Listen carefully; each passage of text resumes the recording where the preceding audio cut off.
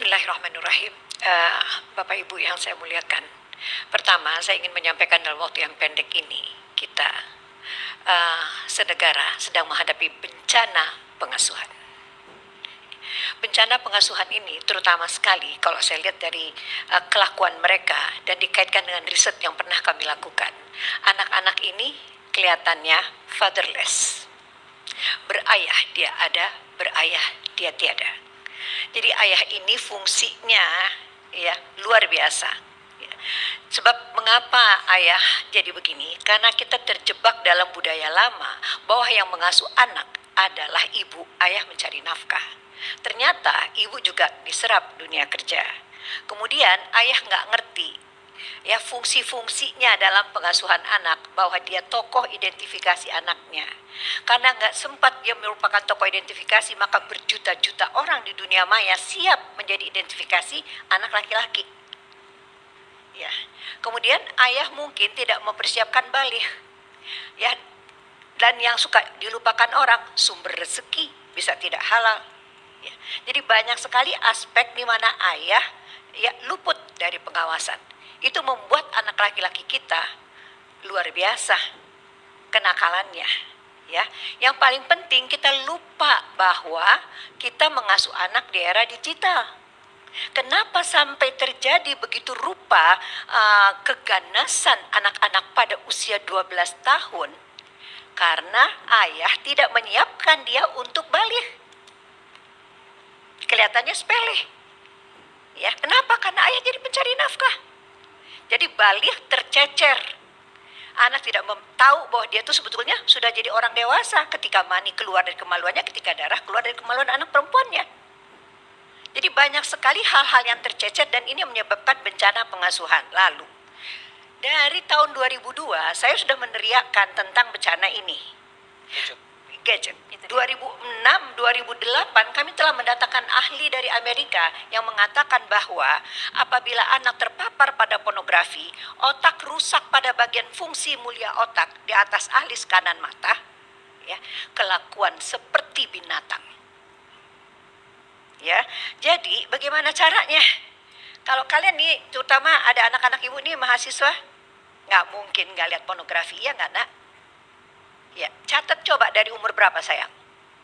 Kalau anak-anak ini 12 tahun jadi pemerkosa, saya tidak bisa membayangkan usia berapa anak-anak itu sudah melihat ketelanjangan dari sini. Nah, biar gampang Mbak ya, waktunya pendek. Pornografi itu masuk lewat mata. Kemana perginya anak? Langsung ke pusat perasaan. Maka perasaan anak deg-degan, nafsu, bergejolak gitu ya. Terus dia nggak puas. Nggak puas, lihat lagi, lihat lagi, lihat lagi. Nah, apa yang terjadi? Dopamin dibuat di pusat perasaan di limbik sistem ngalir ke depan.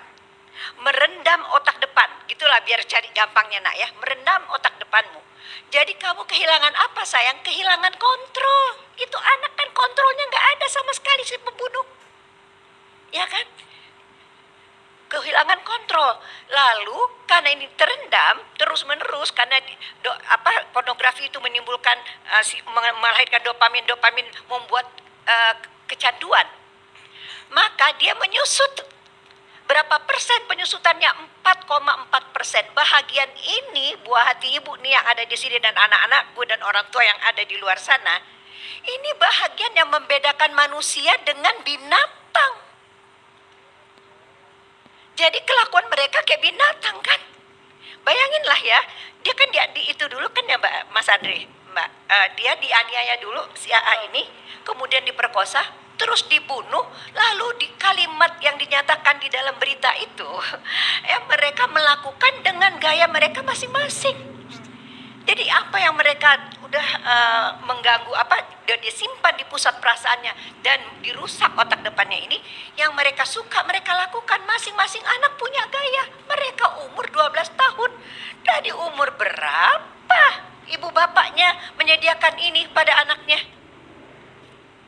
Ya. Nah, jadi kita melahirkan, merangsang tumbuhnya kebinatangan dalam jiwa anak-anak kita. Dan memang para pelaku ini kan sempat disampaikan juga sempat menonton film porno juga ya, sebelumnya. Udah jelas, nggak bisa enggak Mbak. Ya, jadi hati-hati sekali. Sedangkan kita ini